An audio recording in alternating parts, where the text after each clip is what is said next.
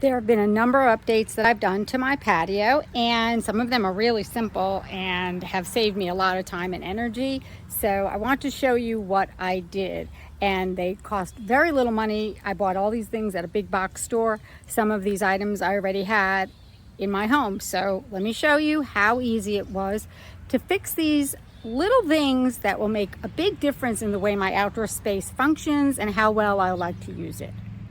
The first thing I did was I had originally painted the entire cement patio, and let me tell you, it chips, and people had told me it was going to chip. I already had these two area rugs, but instead of wasting another $30, $40, $50, I decided, instead of buying paint, I was going to buy these little outdoor area rugs. They are great. They came in 8x10. They're made of plastic. They dry really fast. My dogs love them. They can walk over them, and the cement is not hot on their feet or their paws.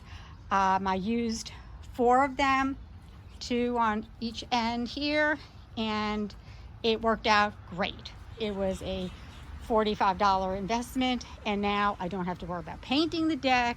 I will not glue them down. Some people say they glue them down. Now, these are super light. They're super thin.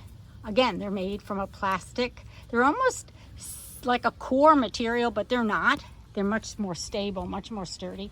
I can just roll these up and bring them in to either the garage or to my basement. They're super light, and it's a really easy fix rather than going out and painting your deck every year. If you're wondering what all this yellow is, this is actually straw. I use this in place of, again, mulch. It's really used for seeding over areas with new seeds so birds don't catch it. But what I like about it is that it decomposes better than bark mulch. It helps cut down on erosion. It's much softer on your feet if you need to walk on it, and it does not blow away because it actually is tacky. When I found those 85 pavers, I needed to do something with them. So here I created a little garden wall on each corner of my garden. I did not waste any pavers. It was an easy job. I just did it within the space of an hour. It gave a nice feel to my garden. I now feel like it has some definition. And again, it cost me $0. Here's another take on that indoor-outdoor area rug you can buy. These were already cut. You actually can buy marine carpet that's green to use in wet areas, or you can buy large pieces of green turf, but these were already pre-cut at 5x7. I was fine with that. Again, I'm just using them as a walkway to prevent my dogs from hurting their feet on anything. I did not want to use mulch. It can be very, very woody, barky, and not nice on your feet. And so this is going to be the alternative for this area to hold down mud, erosion, and to help my dogs walking in the back to the garden area. I have a lot of these beautiful yarrows in my backyard garden area, and when it rains they tend to get droop. And see in the back here, you can see these have all drooped. So what I do is I merely cut them back, and I use them for garden displays on my patio. This is the yarrow that I keep cut in a little planter box on my patio, and it makes a really nice display, and they're easy to maintain. We got so tired of the downspouts getting clogged at the top that we've replaced them with rain chains. And this is one rain chain we used in our patio area. It's more decorative. They're usually 8.5 feet long. This one happened to have a weighted bottom on it, and it's going right into our rain barrel, and so far it's collecting the water great, and the water is having no problem coming through the hole at the top like it was before through the curved downspout. These are the current downspouts we have on our home. This is one of them, and then we have another one over here, and we have another one in the back corner, and we're going to be taking those down because they get clogged all the time with the leaves and the dirt, and we're going to put rain chains up.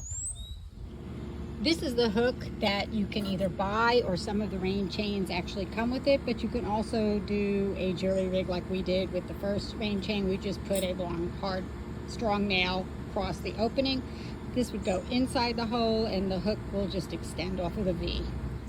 This is the rain chain now that it's been attached to the house, and it goes all the way down. Now, it is not quite long enough. They only run 8.5 feet. So I'll show you what I did to make it stay stable when it's windy or it rains. In order to make this rain chain stable, I had to do two things. First, I had to buy more chain, and I'll tell you what this is. This is actually a chain that you get from the Dollar Tree to hang a hanging planter that does not come with a chain already. So it has 3 chains attached with a large hook. Now, because these have large holes, I'm able to get this hook through here. You would have to make sure that this hook was larger, or you would then just have to go to the store and buy some chain that matches the chain that's already here. Luckily, these are black already, so they match perfectly. I also bought at the Dollar Tree a bag of rocks that had a mesh attached bag to it.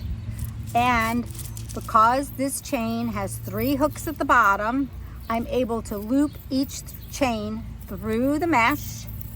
I'm able to lay it in my bucket here, and I'm able to take this hook and work it up through here as tight as I need and hang it here so that now it's taut. Here I can give you a better view of how I looped this through the chain at the top, and there I have the little bag of rocks, and I have some extra stones, and what I am going to do is lay it at the very bottom and cover it over with additional stones to make sure it's really sturdy.